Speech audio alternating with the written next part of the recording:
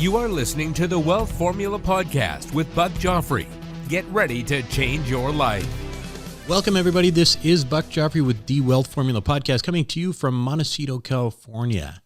And before I begin the show today, I want to remind you that if you head to wealthformula.com, lots of resources there, including your ability to sign up for various lists and things to participate in, such as the Accredited Investor Club, which is where you sign up if you're interested in deal flow, private investing, that kind of thing.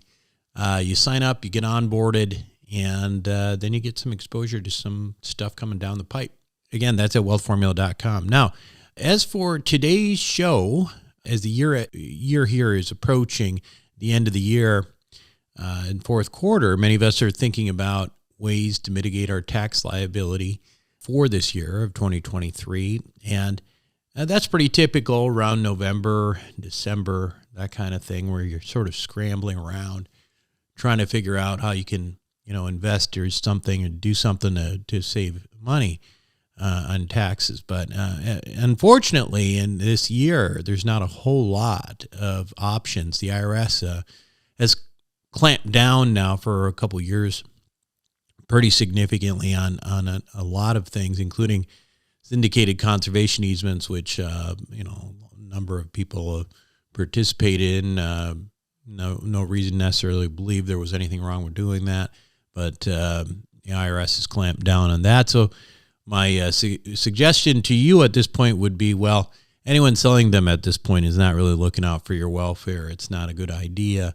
That is what I've been hearing from my own tax advisors.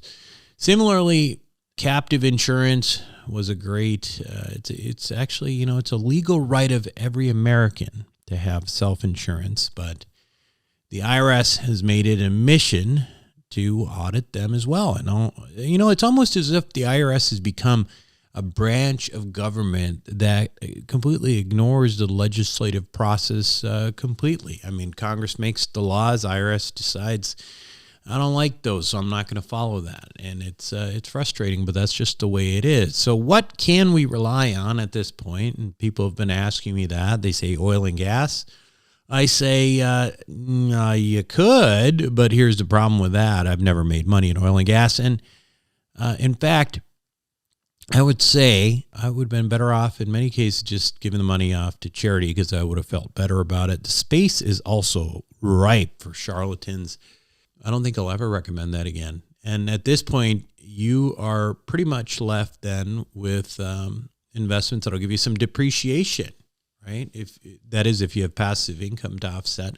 If you have a business, you can use Section 179 to write off equipment sales. You could finance it and actually take the full write-off.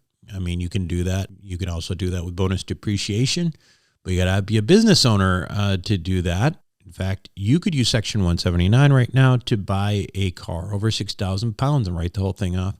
And again, if you finance it, take the deduction, the full amount, and finance it. So that's kind of a leveraged deduction there as well. Real estate opportunities where we normally see depreciation have been few and far between. We've had one in the past 18 months. That one's going to close this year. We are on a wait list on that. If you are hoping to get in by any chance, if you want any chance of getting into that, go to joffreycapital.com or email me, and we can see about getting you on the wait list. And you might, who knows, you might get in. But for the last couple of years, we've also been doing these ATM machines. You even hear some commercials on this show for the WF Velocity ATM Fund. However, ongoing due diligence is something that we need to take very seriously, and so we've been unable to offer that at this point as well. So certainly, I want to make sure that anything we offer through our group or whatever is that we're doing all we're supposed to do in terms of due diligence, and understand too. People have wondered about due diligence. So, well, I thought you did due diligence. Well, the honest truth is that with certain things, the due diligence never ends, right? You can't just stop. So in a point in time, things look fine and everything is good. You have to constantly be diligent. That's something that we take very seriously, and our broker dealers take it very seriously. We're trying to do that at institutional standards. So what's left? Well, prepaying things for next year. Again, if you're a business owner, you can do that. I used to prepay advertising for my now defunct cosmetic surgery office. If you're into deferred accounts, IRAs, SEPs, things like that, maybe you get some relief. You just kick the can down the road. There is one more option, and it's maybe not as attractive sometimes, but simply to invest your money without worrying about the tax. And sometimes, as much as it pains me to say this, paying the tax may be the right thing to do, right? After all, you can safely right now invest in a fair amount of stuff. I mean, you go to the bank and you go to Chase or something, you get CDs over 5%. I mean, that's not great, but I mean, it's safe and it's better than it just sitting in the bank. Or like me, you can focus in on life insurance products. I talk about wealth formula banking, wealth accelerator quite a bit. There's lots of advantages to these kinds of policies that have been characterized as investing with benefits, where the benefits are often significant, and I have to tell you, underappreciated. And I've tried to point that out on numerous occasions. There is so much to these things, and the more you learn about them, the more interesting they become. And but don't take it from me. Take it from others who've done the same thing. And if you hear a bunch of people, I've never heard anybody unhappy with this kind of strategy, frankly, and that's saying a lot because a lot of people are participating in them. There may be a line of reasoning that resonates with you because, frankly, I think these policies should be part of every portfolio. And in this week's Wealth Formula podcast, you're going to hear why, not only from me, probably less from me, and more from other members of the Wealth Formula community. Because when we come back, Rod Zabriskie of Wealth Formula Banking fame is going to interview me and a few others from the Wealth Formula Nation. Welcome back to the show, everyone. Today, we are going to do something a little bit different on Wealth Formula Podcast. One of the things that we talk quite a bit about on the show, which I'm a believer on, are various types of, ultimately, I think what broadly would be characterized as life insurance retirement plans. These are, or LIRPs. You may hear financial advisors and stuff calling them the LIRPs, but what they are is they're effectively life insurance plans that are designed for more than just life insurance, and they're designed to actually create wealth, and they're designed to amplify wealth and accelerate wealth in some periods. You may have heard of some of the things that we talked about on the show, specifically wealth formula banking. We've talked about that, and we've talked about the wealth accelerator. And all of this stuff that I have learned has ultimately been through my friends Christian Allen and Rod Zabriskie. Now, Rod is actually on the show here, along with a few other folks as well. And here's the format. Today, what Rod's going to do is he is actually going to ask a few of us questions. He's going to ask a few of us questions who are involved with the various products and why we're doing what we're doing and what we're doing with them, so that rather than it just simply being a didactic type of session, and you can kind of get an understanding of where these products are fitting into different people's lives, including mine. And that's why I'm not doing the investing here. Rod is the one who's put together everyone here's policies. And so he can probably best shape these questions. So Rod, with that, I'm going to hand it over to you, and you're the first honorary, interviewer of what did they remember these old shows, the Tonight shows, when they'd have like the guest in there for Johnny Carson. I remember when I was a little kid, and Jay Leno started on that and all that. Boy, am I showing how old I am when I reference Johnny Carson, by the way, right? But anyway, so you can be the Jay Leno taking over for Johnny here. Go ahead. All right. Okay, that sounds like a deal. Thank you so much for doing this. And so maybe first what I'll do is introduce the guests that we have invited to join us, maybe do a quick bio on them, and then we'll jump into the questions. So first of all, we have Dr. Dave Ferguson. Dave is a dentist and orthodontist in San Antonio, Texas. He is owner and partner in a large dental practice that spans 5 states and about a dozen locations. So thank you, Dave, for joining us. Secondly, we have Danny O'Connor, who is a CPA and an audit partner of alternative investments with Ritchie Main Company. He specializes in a wide variety of different asset types, including hedge funds, real estate, private equity, etc. He's in near Bentonville, Arkansas. And then finally, we have Daniel Saw. He is a dentist and owns a very successful practice in Wichita, Kansas. And this wasn't intentional, but we got you guys all grouped in from the Midwest. I'm not sure how that happened, but here we are. Hey, I'm not from the Midwest, and I'm still over here in California. Formerly Upper Midwest. Yeah, that's true. Minnesota guy for sure. Okay. So what we're going to do is we're going to divide the show into kind of two categories.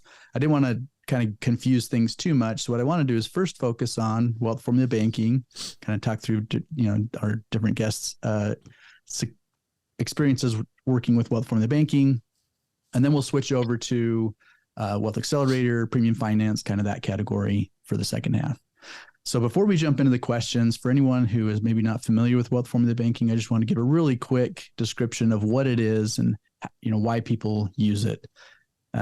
Really in a nutshell, what wealth formula banking does is it creates I call it the opportunity fund, the place where you're building up your cash that you're going to use to go out and invest. Why a lot of people refer to it as their dry powder, right? And in most cases, people do that in a bank account, money market account, because they want the safety and liquidity. Challenge is it just doesn't do much for you while it's there. And when you take it and invest it, it's just working for you in one place. In this case, what we're doing is we're replacing the savings account with a specially designed life insurance policy where we can get a 5% tax-free, consistent return inside of the account. And then instead of taking the money out of the account when I'm going to go invest, I'm actually taking a loan against it. So I take the loan, I use that money to go and invest. That means my money stayed there and continues to grow, earning that 5%, while simultaneously I'm building value somewhere else. I'm creating value in multiple places at the same time. So that's kind of a rough, high-level view of what wealth formula banking is. So with that said, so just to clarify a couple of things there, I think some of the things that are helpful to know about that is one is the money's growing at a compounding rate, right? But your loan is at a simple rate, and that makes a huge difference. Absolutely. And the idea there fundamentally being that really you're being able to continue to invest the same dollar in two places at the same time. So you've shown a number of examples, for example, on wealthformulabanking.com, where the same investment just passing through one of those policies nets you a significantly higher profit. Yeah, a quick example of that is a lot of people are familiar with Buck's ATM deal. So we ran some numbers specifically on that. We said pro forma says you'll earn about 16.5% on just investing and creating that cash flow over the next 7 years. And when we then overlay it with the wealth formula banking strategy, it turns that 16.5 into 20.8. So simply by the way that you roll those funds and creating those benefits we talked about, you can improve the return that you're getting on investments. That's just one example, right? But right. A pretty simple example. Okay, perfect. All right, so now let's jump into our questions. And what I'd first like to do is hear from all of our guests. And I'd like you to answer the question about, like, when you were first looking at wealth formula banking, what was it that compelled you to jump in and do it? And maybe secondarily, what kind of investments have you used your wealth formula banking strategy for? Dave, do you mind jumping in and leading out on that? Yeah, I mean, you've kind of, first of all, grateful to be here. Always enjoyed listening to the show. Buck, I feel like I've learned a ton. Rod, you've taught me everything I'm about to say is really just regurgitated from what Rod has been teaching me over the years. So, okay, better be good then. Yeah.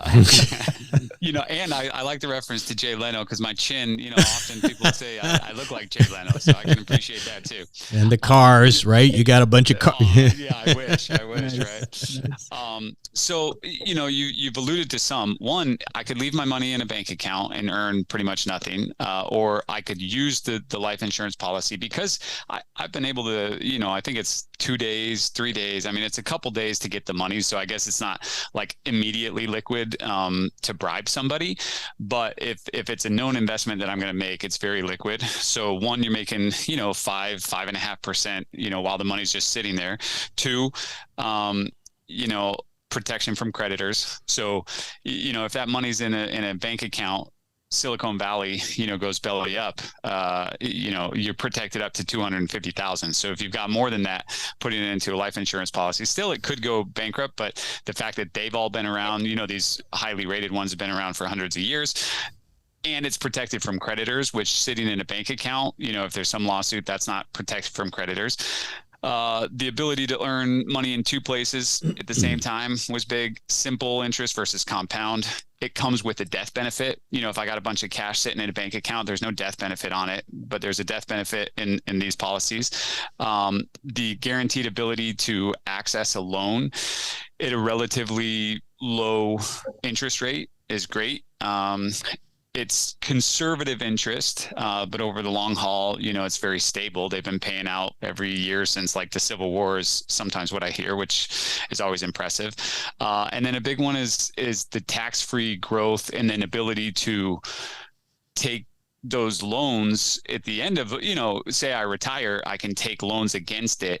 And you're not paying taxes on loans. So then the only thing I got to do to avoid those taxes is die. And I do plan on doing that. So, as long as I can take those tax-free loans, and then someday I die and my kids get a little bit less, just a little bit. Pay that close. Yeah, a little bit less. So that may be a lot, maybe we can go through some of those, but those are all the things I wrote down. Sweet. Okay. That's perfect. And then, what kind of investments have you been using it for? I think anybody that listens to the show, apartment syndications, multifamily syndications has been a big piece. So if I've ever wanted to invest in some of the deals that come across, I'll take money out of my whole life wealth formula banking policy and then put it in a syndication. I've also bought my own real estate, here in San Antonio. I've used it for that. I've invested in businesses, so buying equity in businesses as well. So I think those are probably the three biggest things. Very cool. Thank you so much, Dave. Okay, Daniel, tell us a little bit about what compelled you, and then what kind of things have you been investing in using your policy? Very similar to Dave. Earning dividend, protection from creditors. I can borrow against the policy. There's a death benefit, tax-free distribution. As far as investments, I try to imitate Buck wherever I can. So I am still doing ATM investments. I'm doing real estate syndication. I did oil and gas.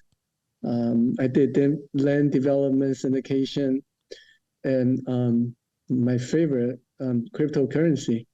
All right. Thanks, Doc. Interesting. Yeah. Now, what I think is interesting about that is a lot of people will think that wealth formula banking can only be useful in like true cash flowing assets, which is true on the ATM deal, and a lot of syndications are truly kicking off. But crypto, maybe not so much, right? Depending on your investment strategy, those might be more of like a buy and hold kind of thing.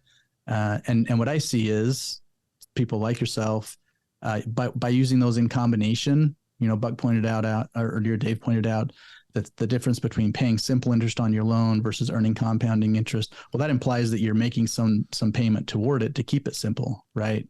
And so in your case, like those ATM payments are going to be a lot more than just covering the interest. So using it for crypto, using it for other things. I've even used it for precious metals, right?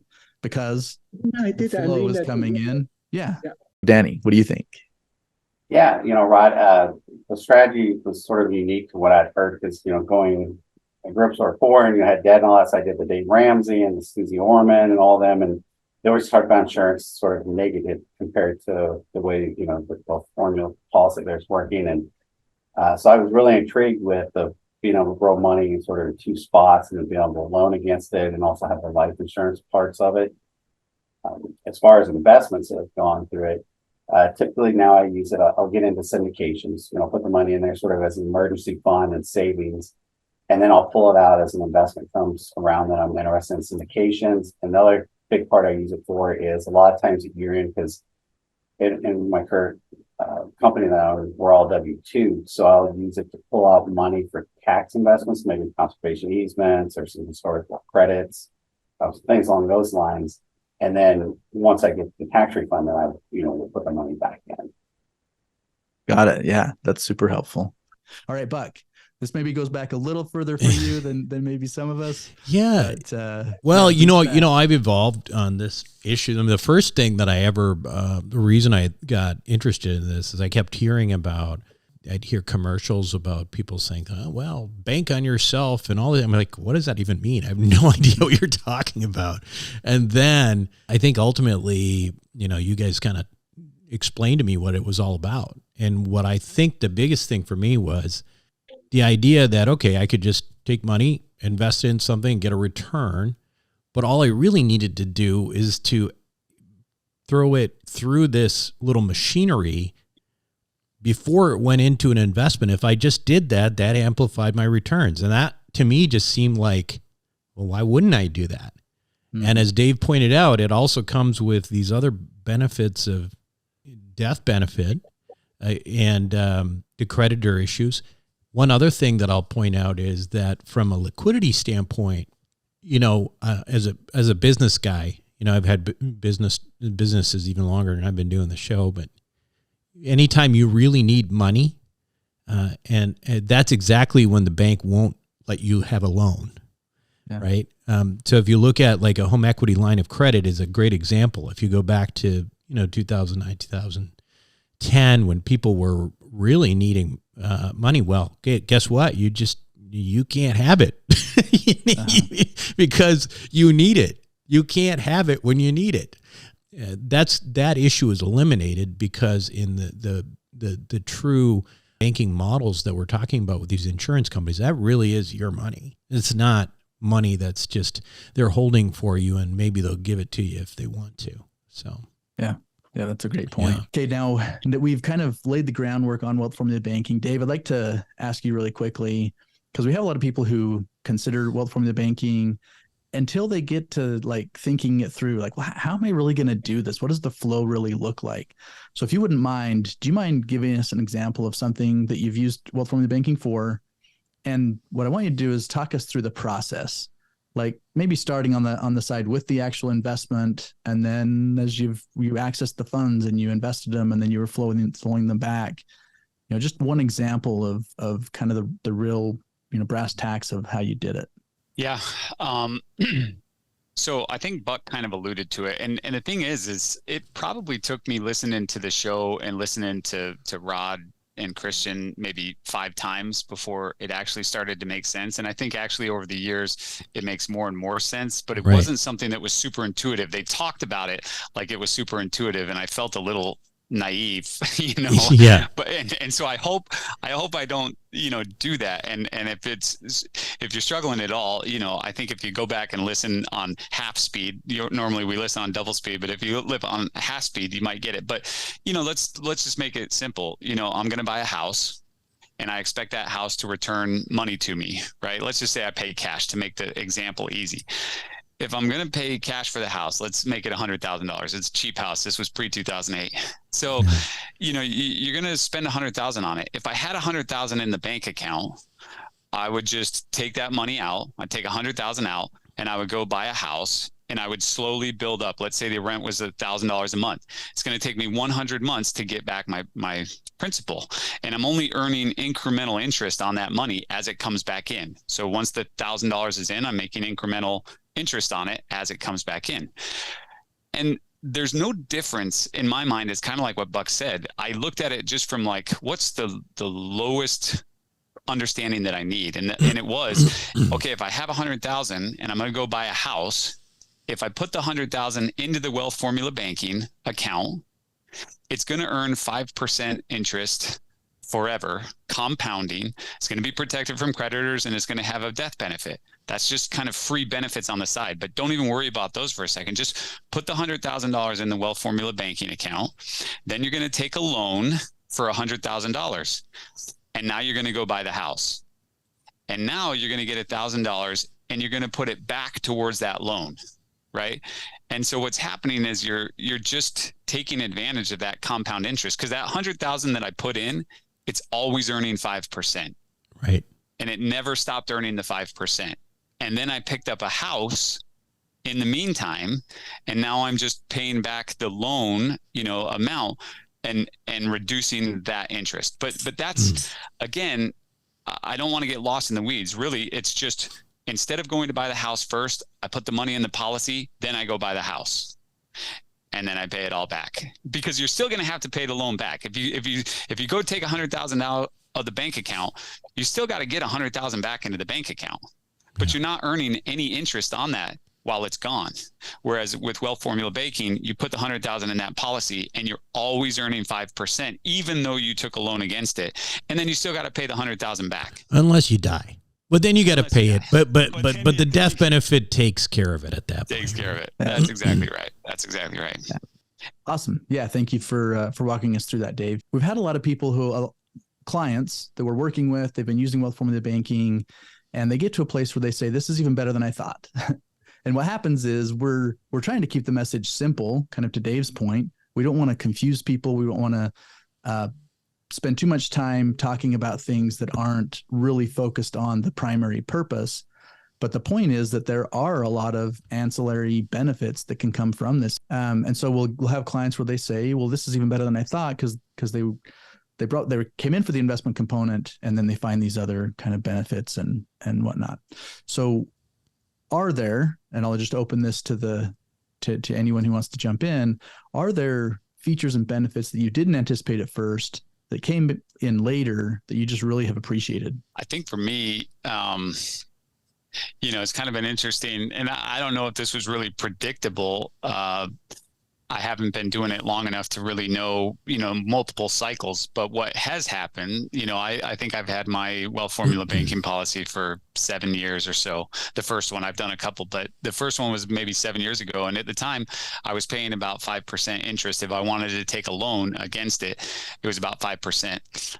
And but there were places like, home mortgages and other things that you could get even cheaper money, them were the days, right? They don't seem that long ago, but they seem so long ago. And there were some that were like 3%, 3.5%, 4%.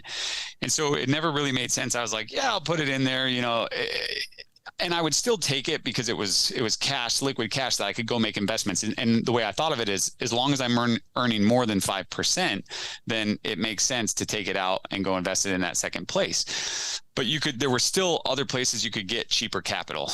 And what has happened, in the last year and a half is now all of a sudden you got prime at 8.5, and you're trying to take loans at prime plus 9.5. And I think, oh, well, my policy did go up a little, so it can fluctuate. But I think right now it's at like 5.7. Yeah. I mean, it's at 5.7. So it's like right now my policy is the cheapest loan I can get anywhere, even including 30-year fixed. I mean, these are, even 15 ARM, it doesn't matter. Like, this is the cheapest money I can borrow right now.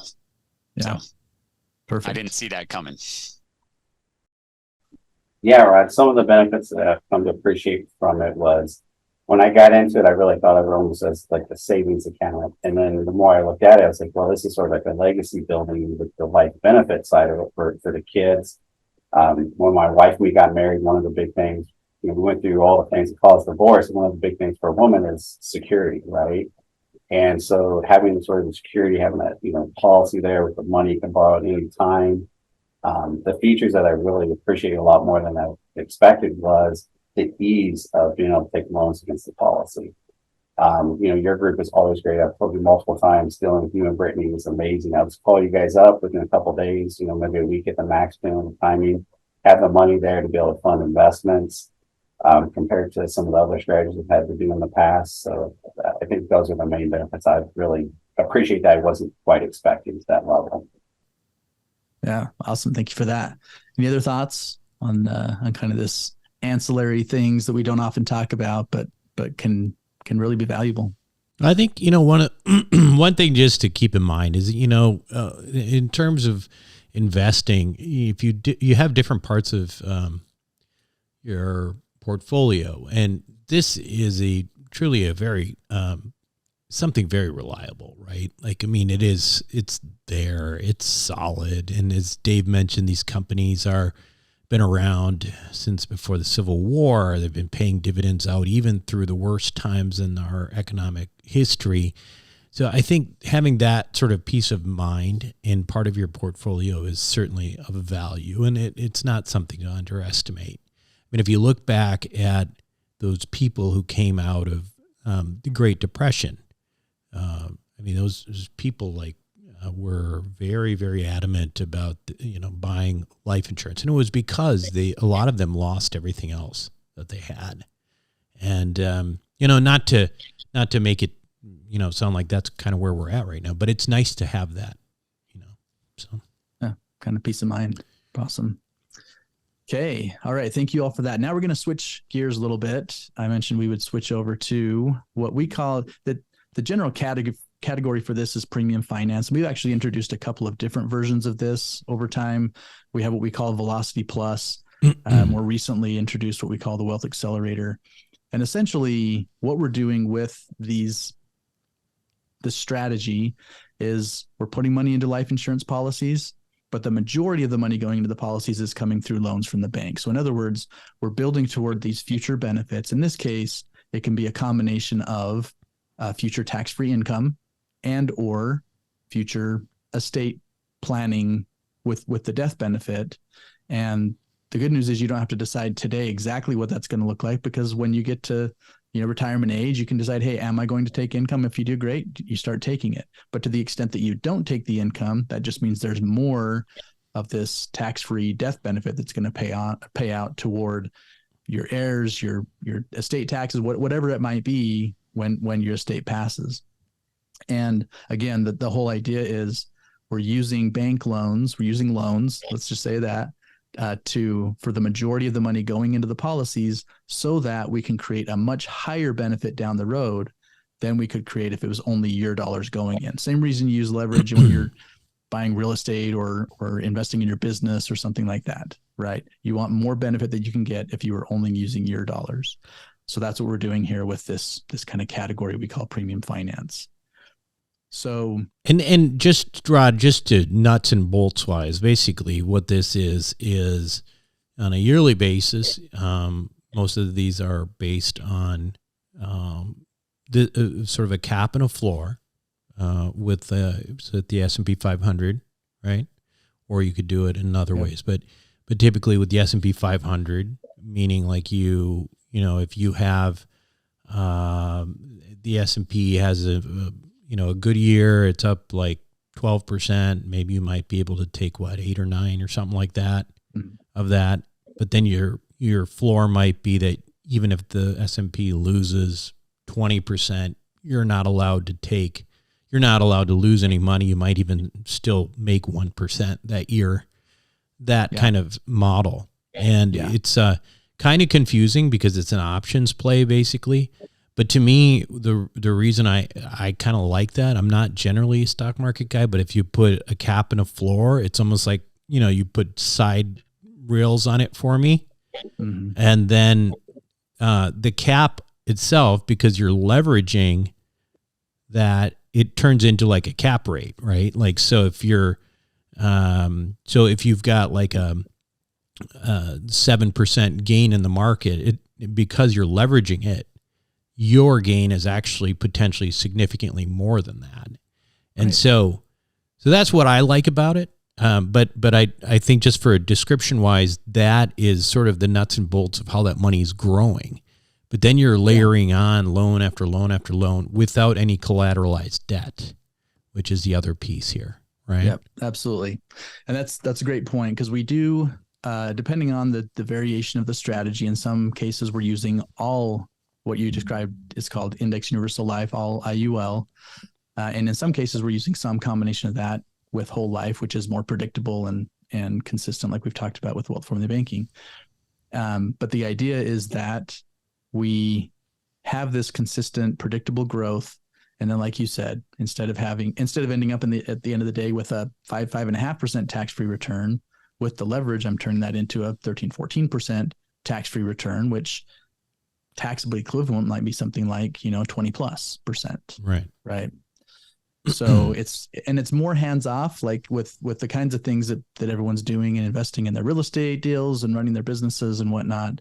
that's very hands-on, right? You have to be continually making decisions and moving money and doing different things. In this case, we're putting a process in motion and letting it do those things for us, but still using all the things we like, leverage, etc. So that's kind of a crux of it. And again, in all of these things, if you have any more questions on wealth formula banking, if you have any more questions on this Wealth Accelerator, go to wealthformulabanking.com, where we have some webinars pre-recorded that you can get there to learn a little bit more about it. This one, by the way, Rod, I don't know if you have that example at your tips, but I think this one is particularly useful for, there's an entire generation of physicians and, healthcare professionals across the board, that have spent a lot of money going to school, have spent a lot of money buying their house and making their life and, trying to make up for lost time, who all of a sudden are their mid-40s, who've got very little planned for retirement in any sort of way. And one of the more compelling things that I saw was the example that you had of somebody who would be in that potential situation. And just as an illustration, it might be helpful for you to explain that. Sure. because that catch-up situation is, it's an epidemic. This is a real problem across the board, and it's going to be a bigger problem in the future, in my opinion. Yeah. So that particular example, what we were doing is we were saying, hey, here's someone who is in the situation Buck mentioned, mid-40s. Their intent is to set aside $100,000 a year for the next 10 years in the more traditional sense. Hey, I'm going to put it in a profit sharing plan, 401k, whatever, like in the kind of more traditional side of things. But instead, they're comparing that to using the Wealth Accelerator to do the same thing, $100,000 a year that they're going to set aside for the next 10 years. In this case, obviously, we are doing more with it because of the leverage, right? So when we play that out and we compare, person A who just did their own 100,000, set it aside, put it in the IUL in the comparison example, they ended up creating income in retirement, a little over 100,000 a year from age 60 to 90, and in the end created about $3.4 million of total benefit off of that million they put in. Okay. And the IRR breakdown on that is about 5.4% IRR. Okay. Again, tax-free. So taxable equivalent might be 8 or 9. Mm-hmm. Or by using the Wealth Accelerator strategy, 100,000 a year going in for 10 years, leveraging that to build much better benefits, they actually ended up in that example getting a total of $51 million of benefit. And what was it? It was 8 million before? It was 3.4. Oh, sorry, 3 million. Yeah. And then 51 million. 51. If you did 27 million that came out as income, right, between age 60 and 90, right, and an additional 24 million of death benefit that paid out. And the IRR on that's 13%. Like I'll get people who say, well, man, Rod, that just sounds crazy. Like way too good to be true.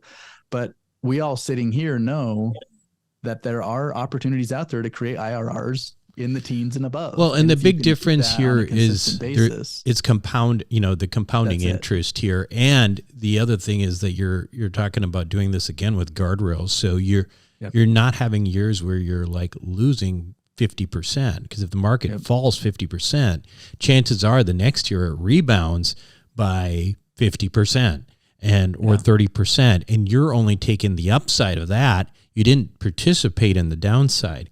So that's what I think is kind of interesting about this. Yeah, the volatility kind of works in our favor. Oh, absolutely. Yeah. Yep, exactly. Okay, perfect. So with that as our kind of backdrop. All right, so Danny, you've participated in both the Velocity Plus strategy and then more recently the Wealth Accelerator plan, right? So in the shift from one to the other, why did you shift your focus from Velocity Plus to the Wealth Accelerator? What benefits are you able to capture with the Wealth Accelerator that may be a little bit different?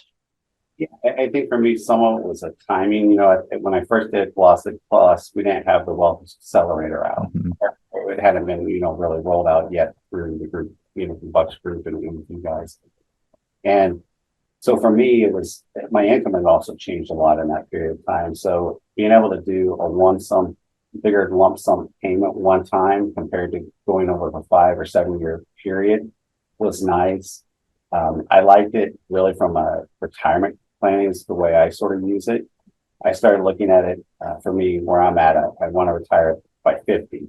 And so my buyout from the firm will go out for 8 years. So then my investments have to cover a period of time. So I started building up those policies. So at 65, if say for whatever reason my other investments don't do well and I get there, my income level from now really won't change tremendously because of the amount of policies we've done within that.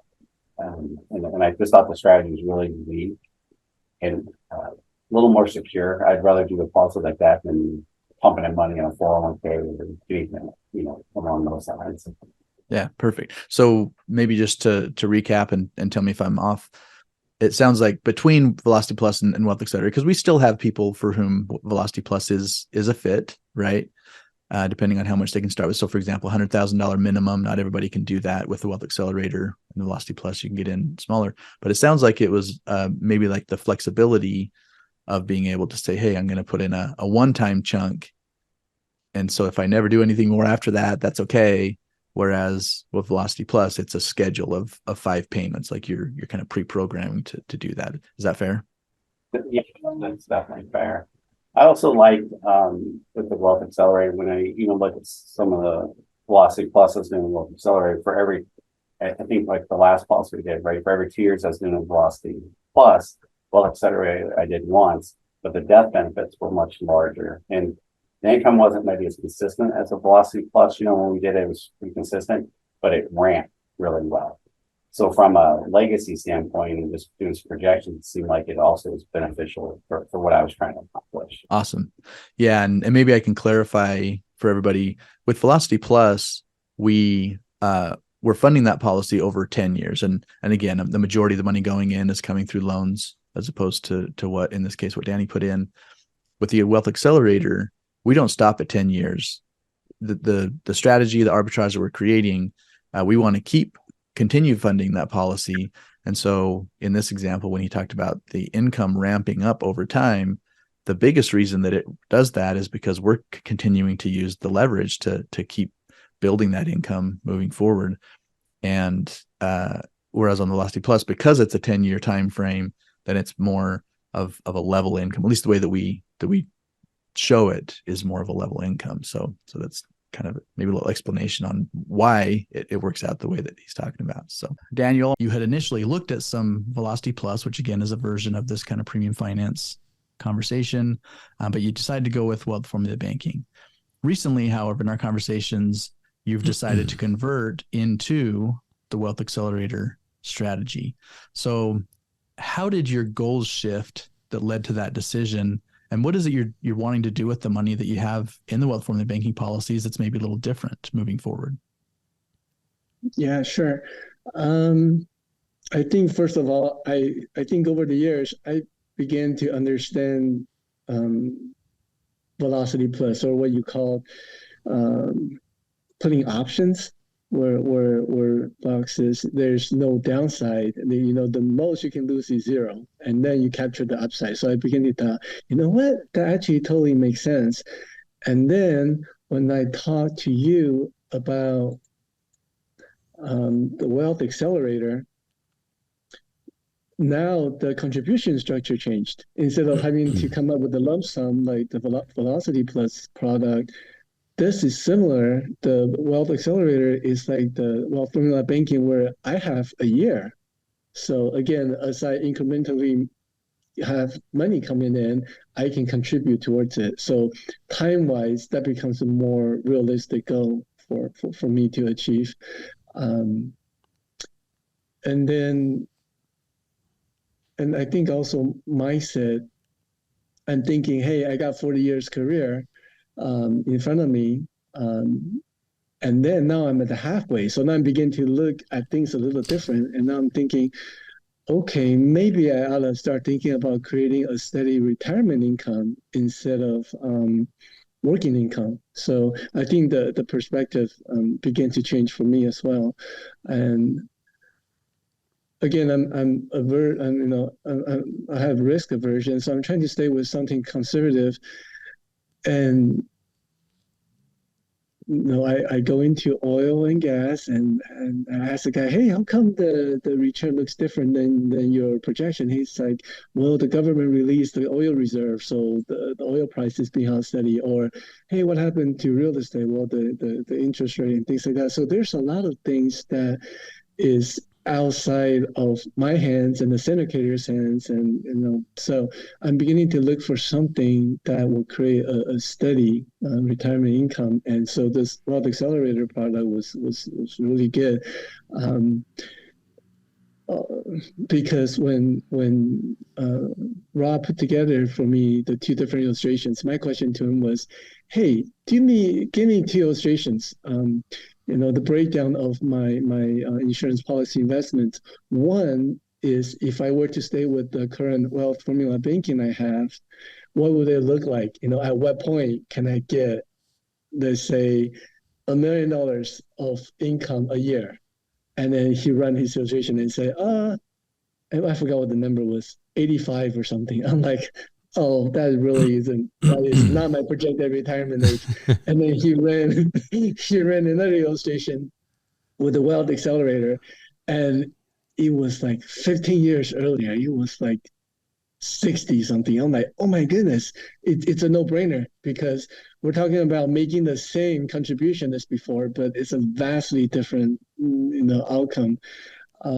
So I was excited. And again, these investments, and after a few years doing different investments, I get a little bit tired of it. For example, if you do the ATM investments, I'm having to file tax return for 7 or 8 states at this point, and then I keep on going. I've been filing states for all 50 states, and it's like, it's a hassle.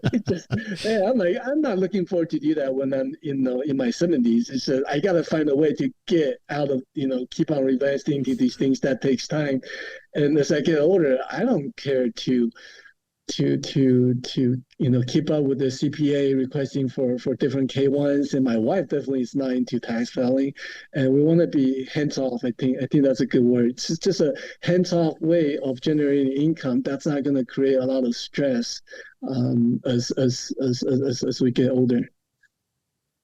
Perfect. And maybe to clarify, what we're doing in this transition is still, like, inside of the wealth formula banking plan, Daniel had plans for future contributions. What we're doing is we're just reallocating that so that those contributions go into the Wealth Accelerator pot, continue to build that, especially because with wealth formula banking, it was all whole life. With the additional funds, we're going to be augmenting that with some IUL, so he can have the kind of predictability and security still on the whole life side, but still have this now more upside potential of the IUL. So it's going to take care of all those things. Have the benefit of both approaches. Absolutely. Perfect. Awesome. Yeah. Thank you for walking through that, Daniel. Okay, Dave, let's switch over to you, because in your case, you started inside of this category, premium finance. You started with what we call a traditional premium finance policy. Earlier, Buck mentioned that one of the huge benefits of the Wealth Accelerator, and this is true of Velocity Plus, is that you don't have to come up with outside collateral to collateralize the loan as you're using it, because the asset that you're creating inside of life insurance is always more than enough to cover the collateral for the need. But in this traditional, like when we set this up for you, you started at a place where you had to come up with some collateral outside, etc. But then over the last year, there were some different conversations that were happening that all kind of came together to convert it more into the Wealth Accelerator. So first of all, maybe tell us what you liked about the Wealth Accelerator structure compared with what you had. And then secondly, what the reasons why it works so much better for you than the original structure we had. Yeah, I think you guys have kind of nailed it. I'd probably be redundant, but the flexibility with the timing of the capital and where the collateral comes from, I think you've done a good job of explaining it. My specific situation was some of my collateral was on my initial wealth formula banking product, which is just a traditional whole life policy that had a cash balance in there. And so they used that cash balance as collateral. So then what complicated it was when I wanted to borrow against it, even though they only had a lien, essentially they had a lien for collateral for maybe half of my cash balance. Every time I wanted to borrow $10, it was like I had to go ask Dad, like, hey, Dad, can I borrow $10? And there was a little bit more, paperwork and administration. Luckily, your group, Rod, took care of all of that, really, but it did take longer. So what used to, a little delay. So what used to take a couple days now took maybe a week and a couple days. And they had to make sure that I wasn't borrowing more than what there was a collateral on that cash balance for. So what ultimately happened is we borrowed, and that was outside bank loan that had the lien. So what we did was then we just borrowed from my policy and we paid off the outside collateral loan. And then it was just an internal, there was no need for collateral. So whatever was in my account, I could go get. I didn't have to ask anybody, for permission to go borrow against it. So I don't, that might be kind of complicated. It was even complicated for me. And it was my policy, but that's what I did. Yeah. And ultimately it was just those conversations. Cause you're like, man, Rod, I get it. Like, this is why we set it up, but can we make it any better? Like, can we do something different here? And so that was one of them. But then the catalyst also was interest rates, right? Why don't you talk to us about the difference in interest rate? Yeah. And that's what I was kind of alluding to earlier. When I first did this policy, rates were really low. So I went to an outside bank and I got a loan for 3.25%. And I was like, hey, this is sweet. And then what happened is that it's a variable rate. So when rates shot up, now this loan that I had borrowed to pay for my policy premiums adjusted up. And now I was paying 7.5%. Now, the way these things work is over the long haul, the projection is, hey, you're still going to recover from that, even at a higher interest rate. It is going to slow things down temporarily. And I just didn't have the stomach to keep paying 7.5% when I had access to my own loan that I could pay 5.5%. And so really, I just refinanced that other bank loan out with my policy. And so now I'm paying 5.5 instead of 7.5. And I don't have to ask for permission. So in both ways, it really worked out. Perfect. Okay. And then Buck. Yes. You mentioned this earlier with your wealth formula banking policy that we've converted that over and now you're doing that. And anything more you wanted to say as far as that goes? There's different reasons for doing the different types of policies that we're talking about here. There's a couple of reasons I wanted to shift this over. One is that, and I think a lot of real estate investors are often in this predicament, not liquid very often, right? And liquidity it's a nice thing to feel like you've got once in a while. You know what I mean? Yeah. And so as I'm not generally, I don't have a lot of exposure to the market, right? I just don't. But it doesn't mean that maybe I shouldn't have some exposure, but just being able to do it in the manner that I discussed earlier with guardrails and with leverage made a lot of sense, right? For me personally, it also decreased the level of complexity. My stuff is getting too complex. And just being able to say, okay, here's a certain part of the portfolio, set it and forget it. You don't have to worry about that stuff anymore. And it's growing at a good clip. The other thing is, I want to point out that I think from a lessons learned standpoint, I went back and I got millions and millions and millions of dollars of convertible life insurance. And Rod, do you want to explain that? Basically what that is it's term. You pay a little bit more term.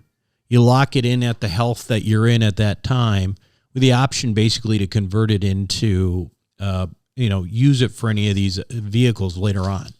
Yep. I thought I got a lot. I wish I had more right now. And that is, that's the truth.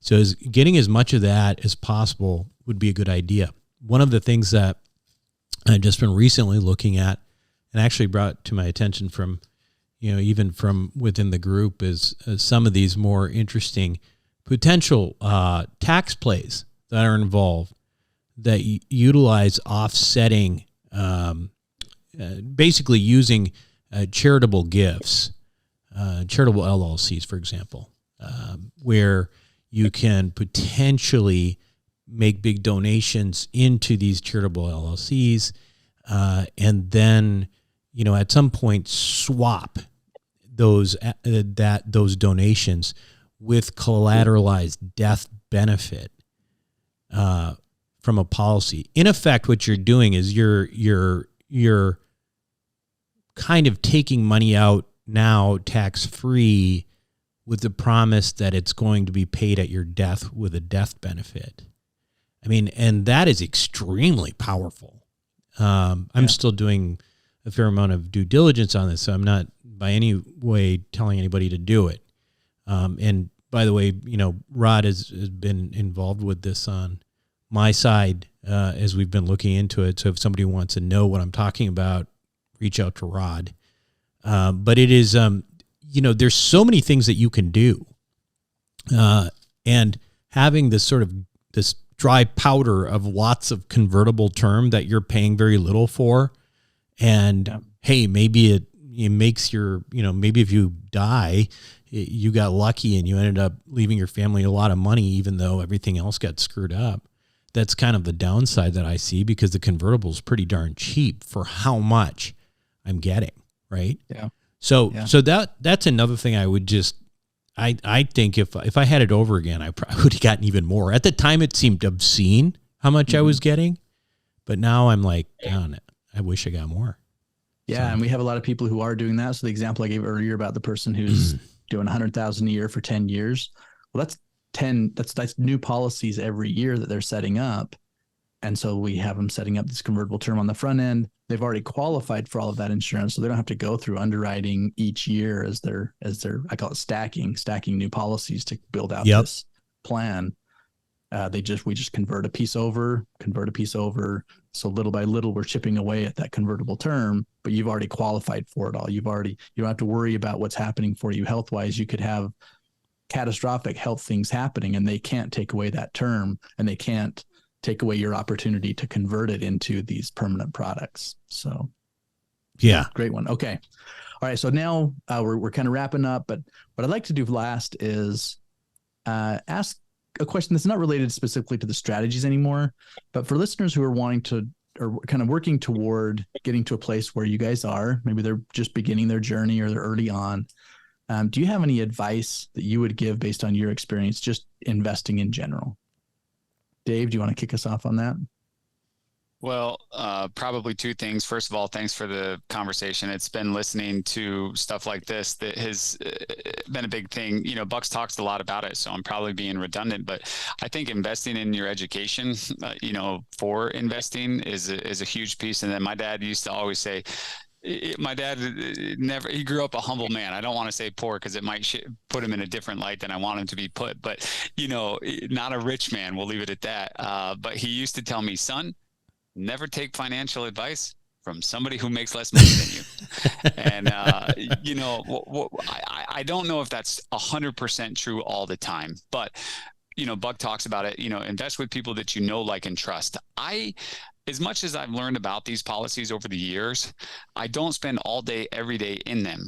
But, I knew, like, and trusted Buck, who knew, like, and trusted Rod, and he put me in touch with Rod. And it took a couple of years before I actually did a policy with Rod. So, I mean, just the fact that Rod never made me feel guilty about his time, that built a lot of trust. And so I just tell people, like, if somebody ever pressures you, don't invest with them. Rod or Buck has never pressured me into anything. And because of that, over time, I've invested a lot with them. And, you don't win 100% of the time. Look, the world it's not always rainbows and sunshine. Does that mean that they did something wrong? If you like, and trust them, you accept that, hey, doesn't always go 100% in our favor, but, more times than not. So that was a long answer to a short question. Great.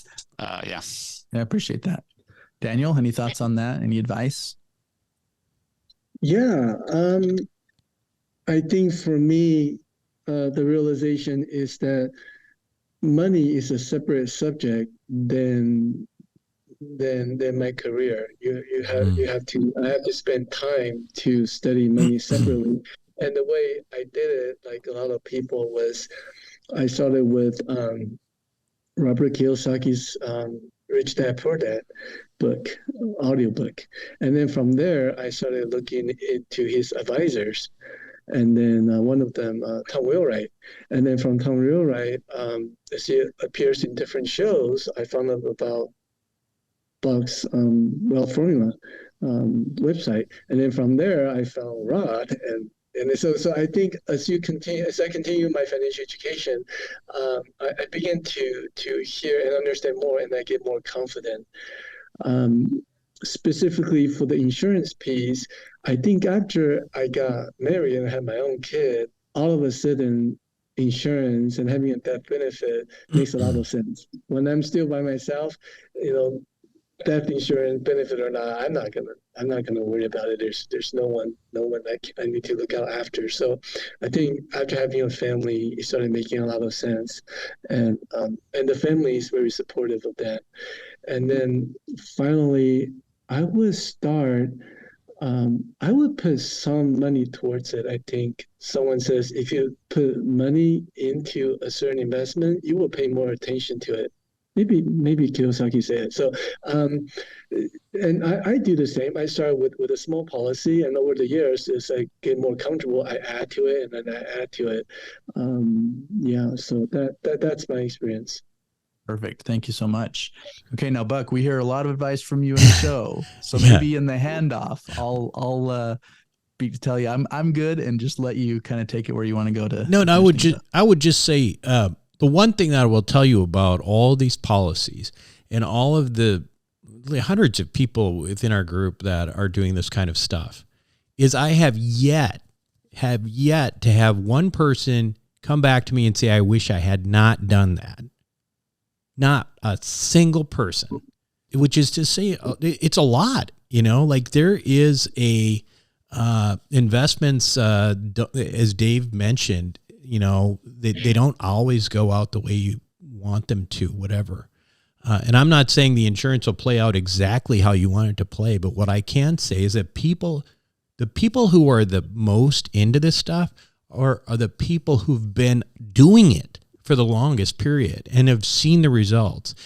Investing in wealth building it's the long game, right? It really is the long game. And I think this is kind of, in some ways a microcosm of that concept, because this is where when markets are down like they are now, people are having trouble.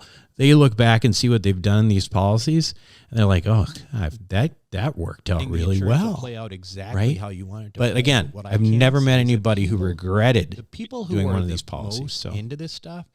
Anyway, so that's all that you got, Rod. I guess very nice job being the Jay Leno signing off here. Back to Johnny. Well, thanks guys. Thanks so much for being on. And it's always great to have a discussion, and it's nice when somebody else does all the heavy lifting like you did today, Rod. Good job. Markets are down. And we'll be right back. Welcome back to the show, everyone. Hope you enjoyed it. And just want to remind you that if you are interested in any of these products, go and check out wealthformulabanking.com. The Wealth Accelerator, that program in particular is something that I think is a very interesting thing to consider, especially if you're not typically a stocks investor or whatever. It's a really interesting way to do it, to get that exposure where you've got upside. You don't have, downside, and you got guardrails, right? And then you leverage up the guardrails, and then the upside becomes even bigger than the regular upside without the leverage. So I don't know. To me, it's a really good opportunity. And then for me also, I'm big into the whole concept of estate and legacy. So that's just my 2 cents. That's it for me this week on Wealth Formula Podcast. This is Buck Joffrey signing off. Thank you for listening to the Wealth Formula Podcast.